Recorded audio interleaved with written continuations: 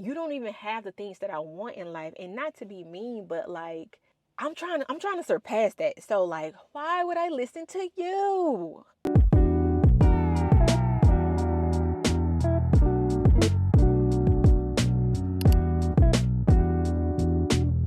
Hi guys, welcome back to my channel. If you are new here, my name is Erica Marche. Don't forget to like and subscribe. So I'm gonna jump right into it. This video is for my 20-something girlies from a 30-something girly who does not regret anything they have done in life. Like up until now, I think I have set so many goals and I have accomplished those goals. I've met so many dope people. I've literally lived the life that I wanted to live up until now. God forbid I were to die tomorrow, but on my deathbed, I can absolutely say that I've lived the exact life that I wanted to live. I've done all I could. I did my best. Like, I want you guys to get into your 30s and to realize, like, damn, I'm really living a good life. Like, I really set myself up for success. And right now, I am living in my success. So, the very first thing is, as a girl in your 20s, you need some sort of education. That is non negotiable. Like, you need some type of education. I'm going to take it a step further and to say, like, it doesn't even need to be a college degree, but get some type of certification, some type of trade, like a degree, something. Like, you need some type of higher education. A higher education can determine whether you make 20K a year to 120K a year. Kid you not. I had a homegirl during the pandemic. She was making 35,000 a year. She had a GED. She ended up getting a cybersecurity certification. Quite literally, once we came out the pandemic, baby was making $125,000 a year. That is how important an education is. So I don't want y'all to get on social media and you see people who are like, well, education is a scam. The college system is rigged. Da, da, da, da, da. Okay, yeah, the college system is rigged. But for girls of color, baby, it's even more rigged when you don't have an education. Like, I feel like for us in particular, but that's non-negotiable. Non-negotiable whatsoever. If you feel like college is not for you, I get it. Like, school is not for everybody, but Google offers like certifications where you could pay 45 a month. You can look up apprenticeship when it comes to technology. Like, I'm gonna need you to get on it. Like, please don't walk through the world with the empty brain. Like, cute face, empty brain, absolutely not. You can't get no money, no lasting money off of that. I'm telling you. And not to mention, like, I feel like we've been seeing now on social media where girls are going in and getting their education. Like, I'm a TikTok girl. I will say that. I'll be on TikTok day in, day out. And I love to see when somebody enrolls into college, like when a girl enrolls into college and she takes you through her day to day. Or I love to see when somebody enrolls into law school. Like, I think that's a big thing right now where girls are enrolling into law school and they're like coming out of law school with top tier jobs, living in high rises. And honestly, as shallow as this may seem, if you don't get an education for nothing else, get an education to live a luxurious life, because with knowledge comes money and success.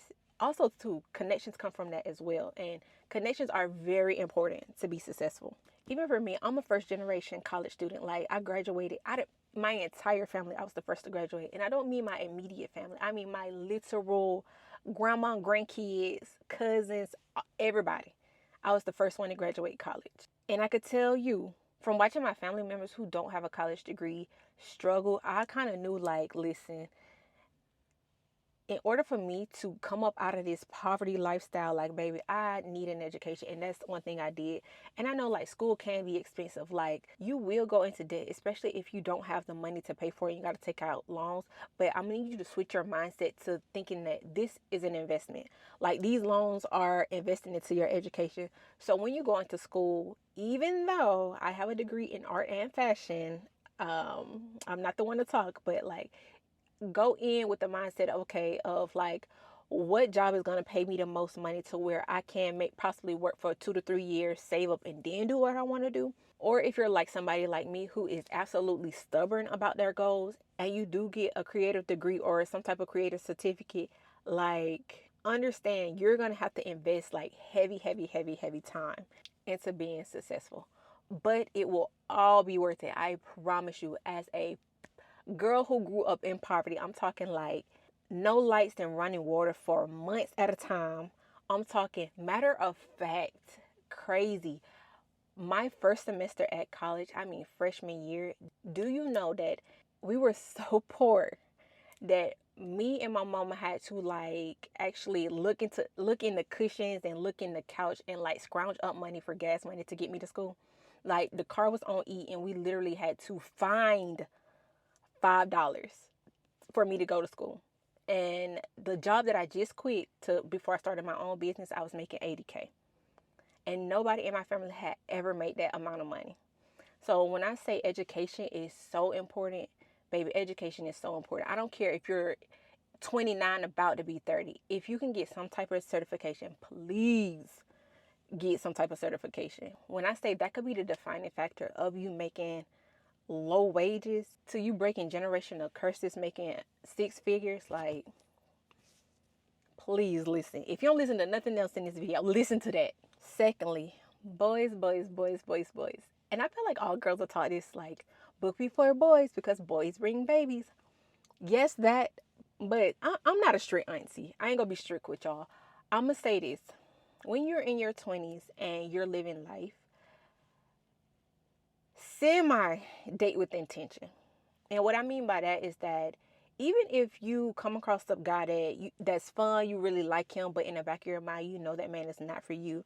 It's okay to date and have fun. Like it's okay to experience people just for the experience of people.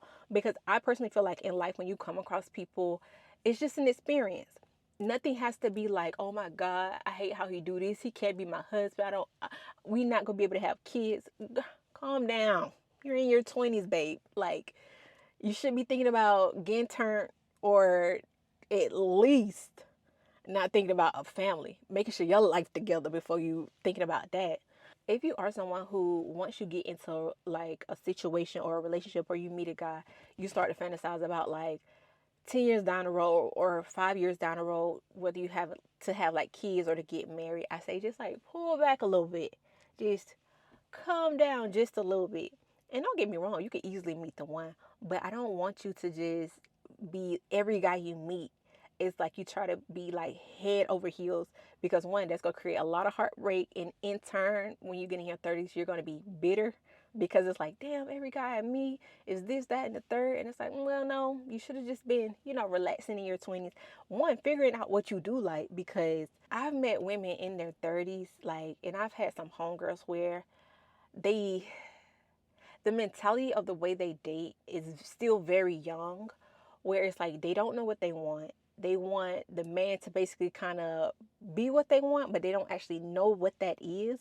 Or if they do want something, they'll meet a guy that they find very attractive, and then all of their standards just go out the window.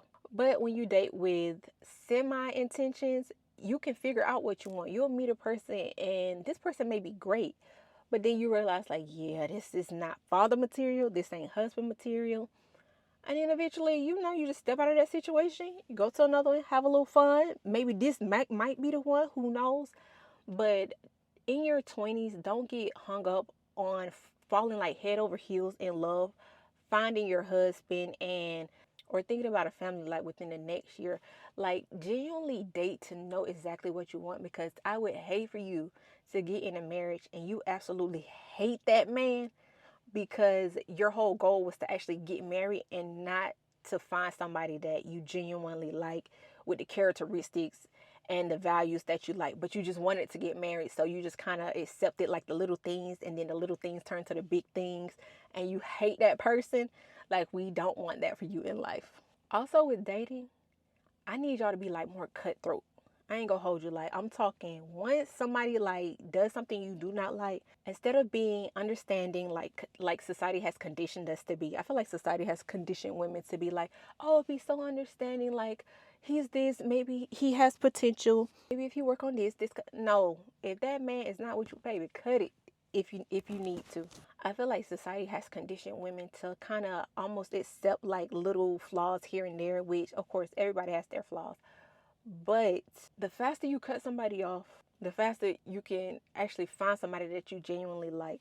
And this isn't to say like everybody has to be perfect, but we both know that there's just some things in life that you will not tolerate and that you should not tolerate. As soon as that man yell at you one time, I don't care if it's a disagreement, cut it. If that man makes you feel like you're a second option or you're not prioritized in the way you want to be, cut it.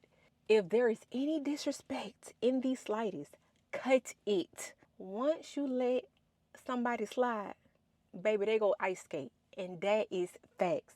And that's not just men. That's in life, period. You once somebody do something you don't like, try to correct it the first time, like, hey, I don't like that. Don't talk to me that way. Don't do this. Don't do that. Leave it at that. If they do it again, cut it.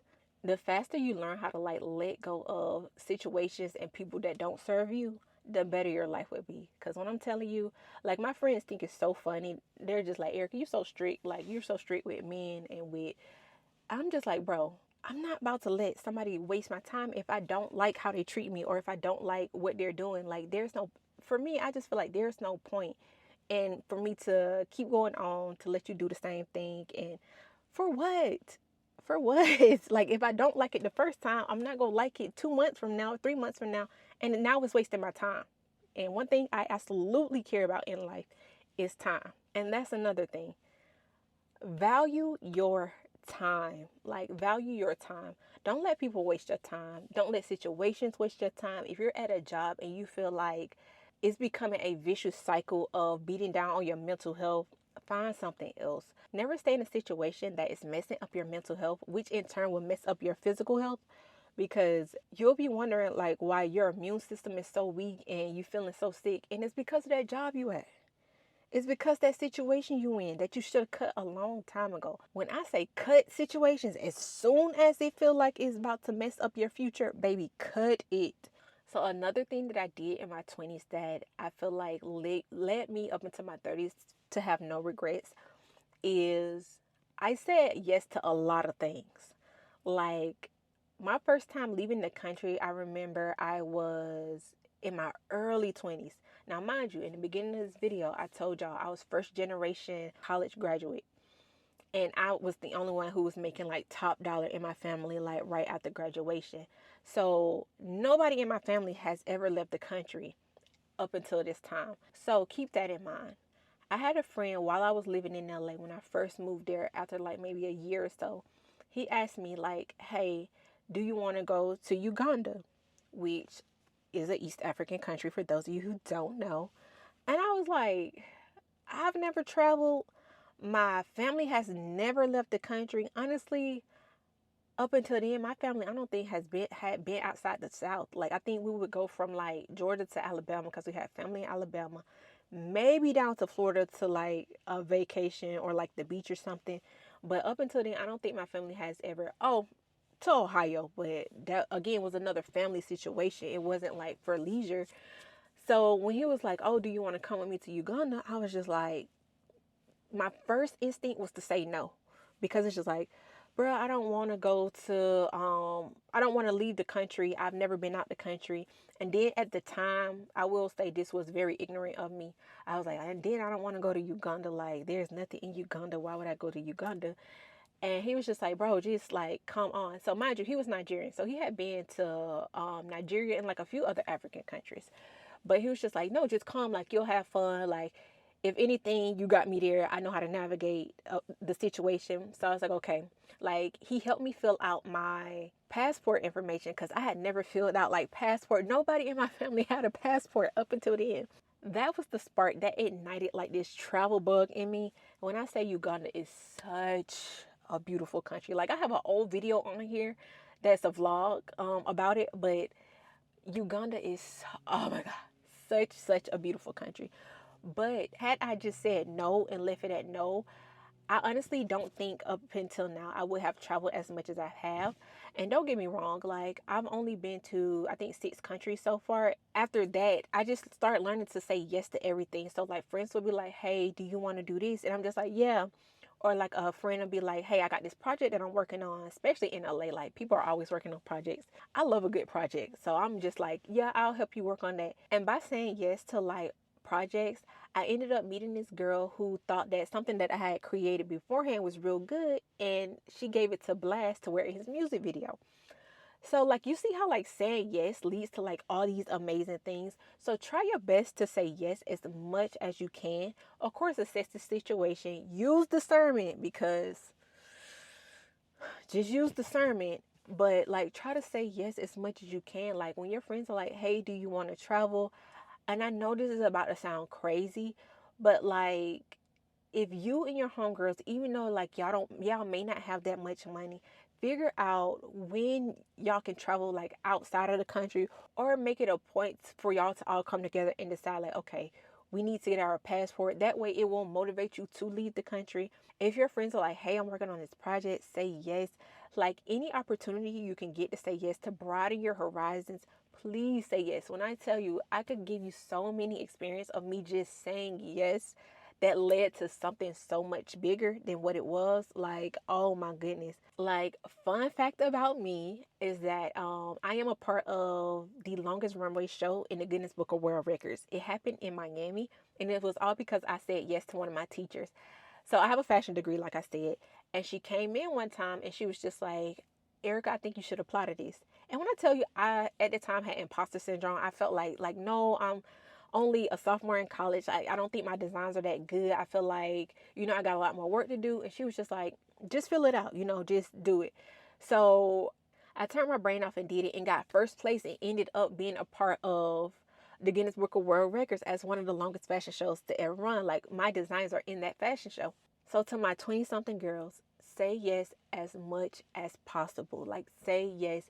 Even if you have to figure it out along the way, it will be an experience. And honestly, like using discernment, what is the worst that could happen? You say yes and you fail at it. Okay, but you did it. Now you know that, okay, maybe I need to do something different to do it again. Or you say yes and you make a connection. Or you say yes and you experience the most amazing thing in life that could change the trajectory of your life for the better. So we're just going to start saying yes.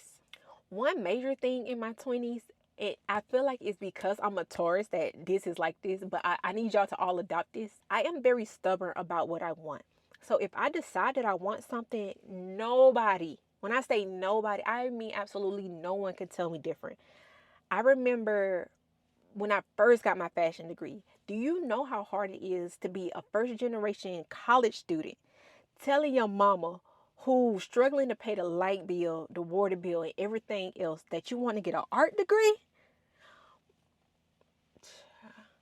Listen, when I tell you, my mama was just like, absolutely not. Like, if I fill out this paperwork for you to go to college, the least you can get is a psychology degree. When I say that lady filled out psychology as my major, and then the next semester I stuck and filled it out to art.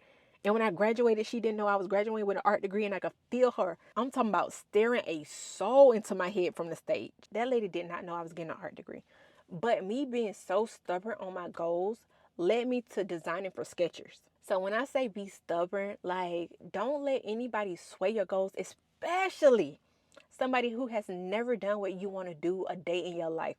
Like I love my family to death.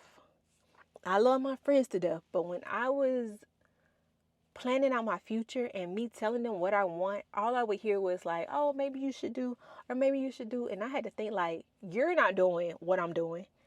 You don't even have the things that I want in life. And not to be mean, but like I'm trying to surpass that. So like, why would I listen to you? Even career aside, like going back to Uganda, when I called my mama and was like, hey, I'm about to take my first trip, I'm gonna go to Uganda. She was just like, well, no, I think they're like in a war. And I'm like, girl, and mind you, at the time, I think like America was going through something at the time. And she didn't know. She just was just like trying to tell me any and everything for me not to like travel. And I'm just like, no, I'm gonna do it anyway. And I think right now, like it's so funny when people talk about. So it's three of us. So when people talk to my mama about like her kids, my mama was like, one thing about that one right there, she gonna do what she wanna do when she wanna do it and how she wanna do it. Like I can't tell her nothing. Now mind you, they got me into a lot of trouble growing up. I'm talking about getting my head knocked between the washer and the dryer. However, I don't regret my 20s, like not now bit of it. And that's what I need y'all to be, is like be stubborn about your goals. Like it may seem so far-fetched to other people, but like look at their life and ask yourself, do you want to live the life that they are living? If the answer is no, then why are you listening to them? Like they cannot guide you on something that they have not done themselves. God willing, you do find somebody that is supportive. Just, even with that, take what they say with a grain of salt. Because though a person may be supportive, they may not know what you need and how you should go about certain things. One thing I can always, always, always say is that I had to hone in on my own discernment, because I got good advice, but it just wasn't the advice that I needed in order to get to where I wanted to be. So even getting good advice, I had to discern, like, okay, is this going to get me to the next step that I envision in my mind? And if that answer was no, then I just had to let the good advice go or tuck it away in the back of my mind, maybe for something else. Like, never be scared to follow the goals that you have planned for yourself. Like, even if you don't have support, and as somebody who honestly did not have support up until they were successful, it's going to be hard. It really is. And I understand at times you will feel lonely, but by the time you hit those goals, when I say it's going to be so worth it, like, you're going to have people doubting you along the way, but you can't let that seep into you, so you start doubting yourself. Because if you're the only one with full support of your own goals, there is no room for doubt, there's no room for fear, there's no room for anybody else's voice. The only voice you should be listening to is, we made a goal, we got to see it through. That's it. When I say that's what you better say the entire time. I made a goal to myself, I got to see it through. Like, I made a goal. Hell, even if you got to do it out of spite, like, I ain't gonna lie, as a Taurus, I do a lot of shit out of spite. And it's not, I ain't gonna say I ain't gonna say it's a bad thing. However, when I got my fashion degree, I got my fashion degree because I wanted to get one. But then my mom was like, oh, okay, maybe you should get a business degree. No, I just did what I wanted to do out of spite, because stop telling me what to do.